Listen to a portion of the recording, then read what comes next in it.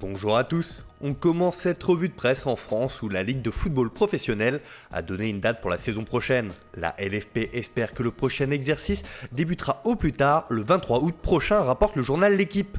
Ce n'est qu'une estimation et une envie car la situation sanitaire liée au coronavirus peut tout changer. Écartée des négociations pour les droits télé, la Ligue veut reprendre la main et s'est réunie hier afin de donner une date et envisager la saison d'après, une fois les 10 journées restantes du championnat 2019-2020 seront terminées. Dans les colonnes du Parisien, on revient sur le coup de gueule de Noël Le Graët, le président de la Fédération française de football. Le boss de la 3F a fustigé les divisions et la guerre interne qui agite les clubs et la Ligue en ces temps troublés. Si les dirigeants espèrent terminer la saison en cours le 3 août prochain au plus tard, ils veulent enchaîner directement et sont pour l'instant suspendus à la déclaration du président de la République qui aura lieu lundi. Et les présidents de clubs ne sont pas tous sur la même longueur d'onde. Jean-Michel Aulas, le boss de l'OL, veut que la saison soit recommencée, alors que Nasser Al-Khelaifi, celui du PSG, veut aller au terme de cette saison. Si Noël Le Graët demande de l'unité, il n'est pas encore tout à fait écouté.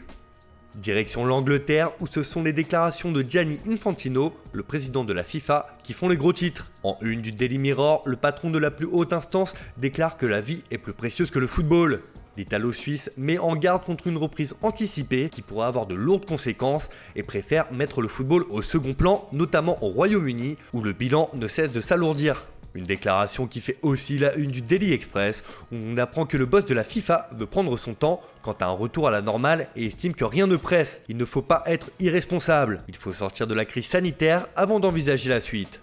Outre-Manche, il y a une autre information qui fait la une du Daily Record.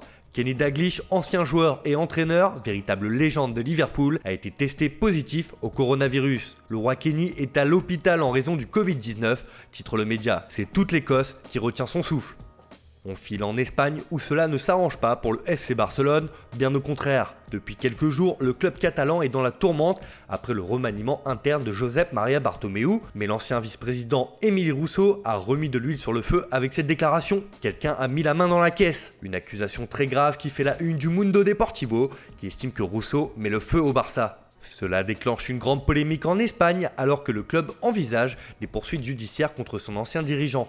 Une crise institutionnelle qui passionne aussi la presse madrilène. En une du journal AS, on estime que c'est le feu au Barça. Le président Bartomeu est de plus en plus isolé, il doit se trouver un nouveau conseil d'administration alors que ses opposants réclament des élections anticipées dès que cela sera possible.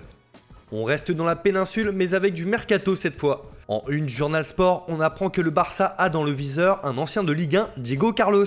Les Blaugrana suivent le défenseur central brésilien du Sevilla FC. Alors qu'Ivan Rakitic souhaiterait retourner en Andalousie, le Barça voudrait l'inclure dans l'opération. L'ancien Nantais dispose d'une clause de 70 millions d'euros, mais le club catalan n'est pas seul sur les rangs. Liverpool le veut aussi et le Barça sait que ce sera compliqué. En une de Marca, c'est Martin Odegaard qui est à l'honneur. Le Norvégien s'éclate cette saison à la Real Sociedad où il est prêté par le Real Madrid. La presse madrilène estime d'ailleurs qu'il y a un crack au sein de la Maison Blanche et que son heure viendra avec les merengues. 5 ans après son arrivée en tant que prodige, il est prêt à faire le grand saut avec l'équipe de Zinedine Zidane. On termine cette revue de presse par l'Italie où d'ailleurs Zinedine Zidane fait la une du Quotidiano Sportivo en compagnie de Massimiliano Allegri. En effet, le Paris Saint-Germain voudrait l'un des deux hommes pour prendre la suite de Thomas Tuchel. Depuis plusieurs mois, les deux entraîneurs sont régulièrement associés au club de la capitale et pour le directeur sportif brésilien, cela va se jouer entre ces deux coachs. Si le technicien français est sous contrat avec le Real Madrid jusqu'en 2022, l'Italien est quant à lui libre depuis son départ de la Juventus. Si le PSG s'est qualifié pour les quarts de finale de la Ligue des Champions en mars dernier, Tourelle ne ferait pas l'unanimité et pourrait se voir signifier la porte de sortie cet été. Leonardo a ciblé ces deux noms pour lui succéder, affaire à suivre donc. Voilà, c'est tout pour aujourd'hui, on se retrouve dès demain pour une nouvelle revue de presse. En attendant, prenez soin de vous et n'oubliez pas, restez chez vous.